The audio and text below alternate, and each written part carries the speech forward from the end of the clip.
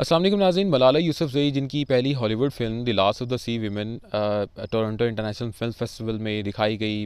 उसका प्रीमियर हुआ, red carpet पे हमने उनसे गुफ्तगू भी की। तो वो फ़िल्म थी the last of the sea women जो ख़वातीन के इशूज़ पर बनाई गई थी। फिर 15 सितंबर को मलाला यूसुफ़ज़ई ने अपने सोशल मीडिया अकाउंट पर एक वीडियो पोस्ट की जिसमें उन्होंने अफ़गानिस्तान में तालिबान की के जो के हवाले से एक स्टेटमेंट रिलीज़ किया कि किस तरह अफ़गान तालिबान जो अफ़गानिस्तान में ख़वातीन की एजुकेशन है उस पर रिस्ट्रिक्शन लगा रहे हैं, पाबंदियाँ लगा रखी हैं, और किस तरह ख़वातीन के जो हकूक़ हैं वहाँ पर दबाए जा रहे हैं। तो ये वो बातें थी जो मलाला यूसुफ़ज़ई ने अपनी उस वीडियो में बताई। और एक चीज़ एंड पर, अगर वो वीडियो आप देख सकें, सुन सकें जाकर सोशल मीडिया पर, मलाला यूसुफ़ज़ई ने एंड पर एक बात कही कि जो बहादुरी इस वक्त अफ़गान ख़वातीन दिखा रही हैं अपने राइट्स को लेकर, अपनी एजुकेशन को लेकर, उनको वो सलाम पेश करती हैं। साथ ही साथ उन्होंने कहा कि मैं हर फोरम पर, हर सतह पर अफ़गानिस्तान में अफ़गान तालिबान की जो ख़वातीन की एजुकेशन और उनके राइट्स को लेकर पाबंदियाँ हैं उसको हाईलाइट करूँगी। अब ये वीडियो बनाने का मकसद ये है कि क्योंकि मलाला यूसुफ़ज़ई ने जो हॉलीवुड की फ़िल्म है the last of the sea women जो टोरंटो यहाँ पर इंटरनेशनल फ़िल्म फेस्टिवल में दिखाई गई थी,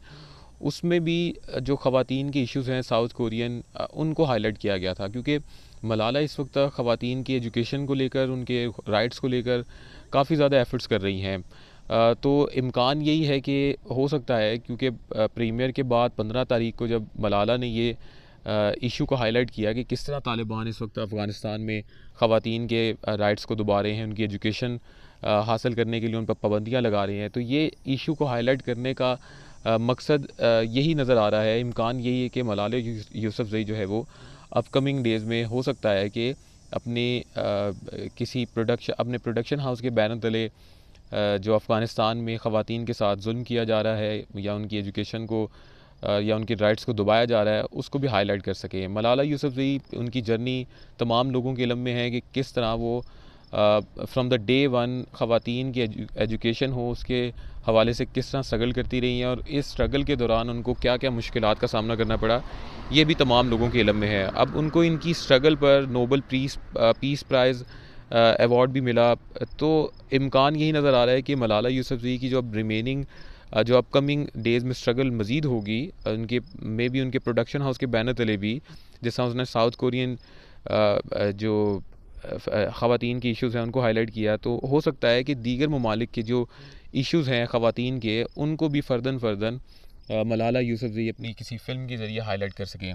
मैंने क्योंकि मलाला यूसुफ़ज़ई का टोरंटो इंटरनेशनल फ़िल्म फेस्टिवल में इंटरव्यू भी किया, उनकी जब रेड कारपेट पर आमद हुई, मैंने उनसे बात की। मैंने उनसे पहले तो उनकी फ़िल्म से मुतल्लिक सवाल पूछा था कि आपकी फ़िल्म है? उन्होंने कहा बिल्कुल, ये फ़िल्म साउथ कोरियन ख़वातीन पर मबनी है, उनकी स्टोरी पर, उनकी स्ट्रगल पर मबनी है। और मैंने उनसे एक सवाल और पूछा कि पाकिस्तान में जो ख़वातीन की इश्यूज़ हैं,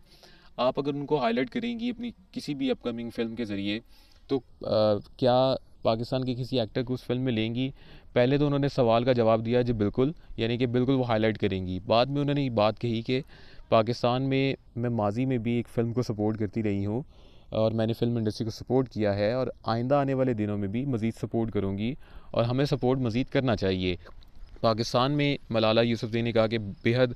ज़बरदस्त फ़िल्म मेकर्स हैं, एक्टर्स बहुत ज़बरदस्त हैं, हमारे ड्रामास बहुत ज़्यादा अच्छे हैं इस वक्त दुनिया भर में। तो मलाला यूसुफ़ज़ई का ये जेस्चर, ये जवाब इस बात का इशारा दे रहा है कि मलाला अगर अफ़गानिस्तान हो या पाकिस्तान में ख़वातीन के इश्यूज़ हों, उनको अगर हाईलाइट करती हैं अपनी किसी भी अपकमिंग फ़िल्म के ज़रिए, तो हो सकता है कि पाकिस्तान के भी किसी एक्टर को लिया जाए। और ये बात ज़रूर कहना चाहूँगा कि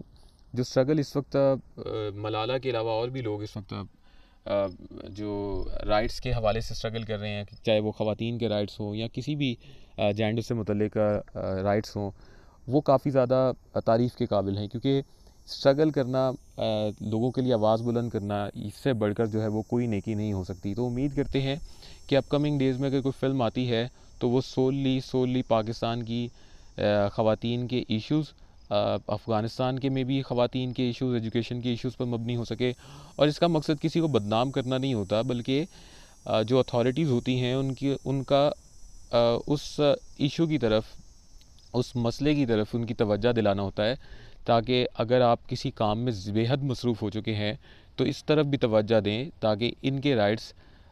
ख़वातीन के राइट्स जो हैं वो उनको मिल सकें और उनकी एजुकेशन जो है वो उनको मिल सके। तो इसका मकसद यही होगा और उम्मीद करते हैं कि अपकमिंग डेज़ में ऐसी फ़िल्म मलाला यूसुफ़ज़ई की प्रोडक्शन हाउस के बैनर तले जल्द रिलीज़ हो और जो इश्यूज़ इस वक्त ख़वातीन फ़ेस कर रही हैं वो उनके मसाइल जो हैं वो हल हो सकें।